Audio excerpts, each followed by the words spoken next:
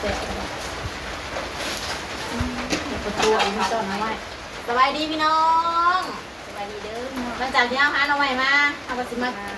แกงกินตอนบ่ายใบซองเลยมาแต่หาน้องใหม่ก็มาสอบน้องใหม่ปอกน้องใหม่เดี๋ยวออกไปซีเขาพี่น้องเล่นออกไปซีเขาซ้อมสอบแล้วก็มาอาบน้ำเลยถึงมาไม่เขาของเรา น้องใหม่เขาเผื่อซ้อมหน่อ เพราะว่าเตามันน้อยมาเสียออกไปเท้าอีนอกอะแล้วคน สาวเขาทั้งเผาทั้งแกงทั้งต้มพี่น้อง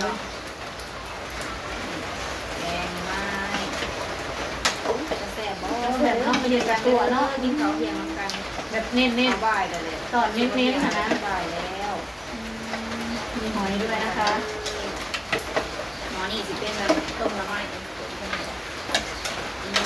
อุ้มมันสิลังเงินลังตาต้มโต๊ะกับสิบเพื่อนไงน้ำไม้เขาก็ยังกองอะไรอย่างนี้สิเรียกงาน เต็มเลยกองอันยะ กองอะไรอย่างนี้เรียกงานเออ ชุบเลยดิ เป็นยังลงไปเขาไปกินกัน นี่ ยังไงประมาณเนี่ยทำยืดไปทำ ใส่ทำไหม กระเพาะตีกินไม่ดูค่ะได้ใส่ข้าวกระเทียมลงไปเสียบน้ำตัวนี้ หอมหวย ซื้อมานะน้องคือมันเนี่ย สวย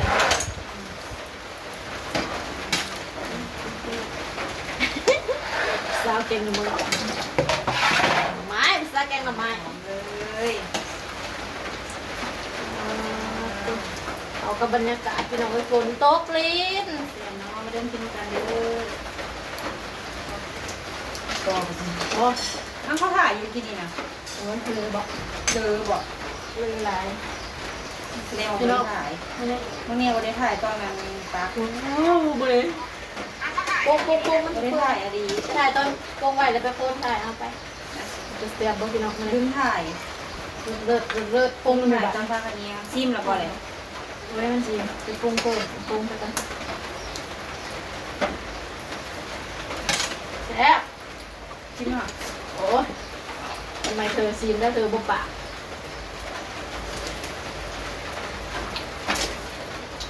แซ่บเลย ไปเดี๋ยวเราตักไปกินเอาอันนี้ก่อนเอาน้ำมันกินไปก่อนตื่นกองแหลม เขาลงไปลง ตื่นตัวเอง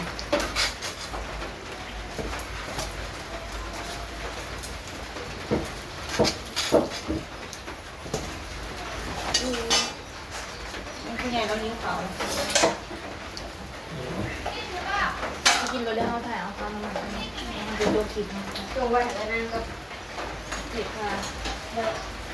ฮะจงไว้เด็ดทานเอาน้ำสำหรับอะไรแล้วก็อันนั้นคิดว่าจะไปติดกระตอนตอนนั้นตอนสบายดีนะมึงตก นี่พี่น้องคือเป็นตะแสบแต่มึงใส่หอกใส่หอยสุดยอด ว้าวมีหอยนาด้วย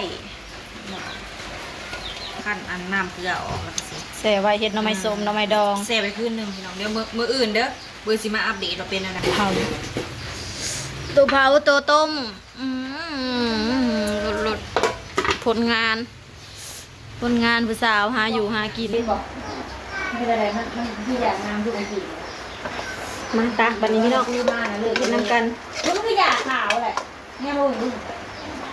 มันบ่โฟกัสบอก คืออยากขาวเลยกินนั่นมันงามมาจวดเท่ากำลังงามไม่อยากงามเลยสู้หนาก็อยากเนียนเลยเป็นหยางไม่ต้องอากาศก่อน ไม่รู้สิ กินนี่หน้ามันงามอากาศมันแซงมันนั่นเด็กกำลังได้ กินน้ำกันพี่น้องถั่วใหญ่ก็ใหญ่แด้ทำฮอดเลยมาบัดนี้จ้าได้เวลาเลยพี่น้องมากินข้าวน้ำกันแค่บ่อยบ่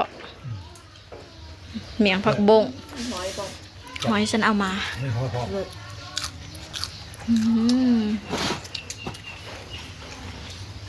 เจียวยังติดใจอยู่ประเดกว่านนี่พี่น้องกินน้ำกันจ้าแกงหน่อไม้ เนี่ยก็ผักบงนะโอ้โห ไม่ขายเรื่องนะ กรอบเลือดทะเลเลือดซีเมนเต็นตัวใหญ่ แบบนี้เลยแซ่บ ไม่เอาก็ได้ ก็บอกข้าวสังกล่องมาจังสิ ดูดิ ว้าว ข้าวบ้าข้าว เอายังงามหันเลยมันจะกินกันได้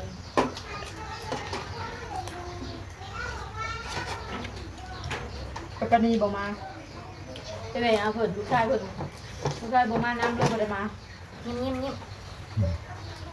เอามาเนาะ ใครผู้ บอสีเอาเจ้ากินให้หนึ่งกับตัวโต๊ะเด็ก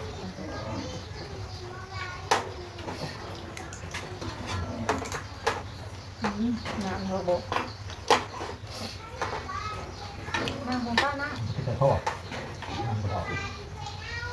แซ่บบ่เสียหน่อยดิจ้า แซ่บ เปิดนะ มันกินแบบต้องมีกินเขาเลย เจ้ามะนาวกับ มั มัน น เล่ เล่ น น มา นะ กินกับปังใบซองคือไอ้โห หน่ เนาะ อยหมักดูกันเล็กหน่อยหมักเกลือมาไหม เนาะ ไอ้โหก็ใจคำพัก วาย มันกัด กินข้าวแล้วก็ไปยาที่งานที่สุดลงตัวเองเด้มาพี่น้อง อยากให้ได้อาบน้ำแต่งตัวเข้าใจบ่ดิ ได้ไปอาบน้ำเป็นตัวก้อน ดูเขาเป็นพี่ไล่ ที่เราของน้ำมาด้วยพี่น้องเขาเสียงกันแซ่บมีเจียวด้วย ตอนน้ำใหม่แบบตอนสะใจมากฉันเป็นคนทำเอง แซ่บอันนี้เลย ตั้งบักตั้ง เลือกแม่ เสียงพอ ไป เอาไป ลิ้ เอา น เลย ลิ้นที่ซื้ออยู่ โอ้ย อย่าพอตอนเราถ่ายคลิปคนตกคนนี้เสียงเฮาเขาบอกจะไปพาเขาอยาก เขาเลยถ่ายมือนะว่าจะไปพากเอาบ่ค่อยได้บอกยังบ่ได้เสียงคนแบบแหงเขาเสียงเฮา ต้องทำเป็นเสียงคนให้คอยฟังมึงนะ แสดงว่าเสียงไม้มันอยู่เสียงเฮากว่าเสียงบน เป็นเสียงคนเสียงเฮาผม ถ่ายมาไกลๆถึงแล้ว เดี๋ยวไปพาอันนี้ไปตัดบึงอะไรมันอันนี้ค่ะ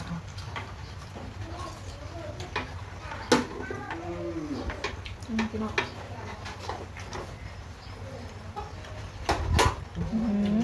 เนี่ย เนี่ยก่อนจะมา มันจะกินข้าวละบลิงก็มากินอยู่เพื่อนเฮาลูก ตะวันหมดแล้ว กินเพื่อนเฮาเลยก็มานั่ง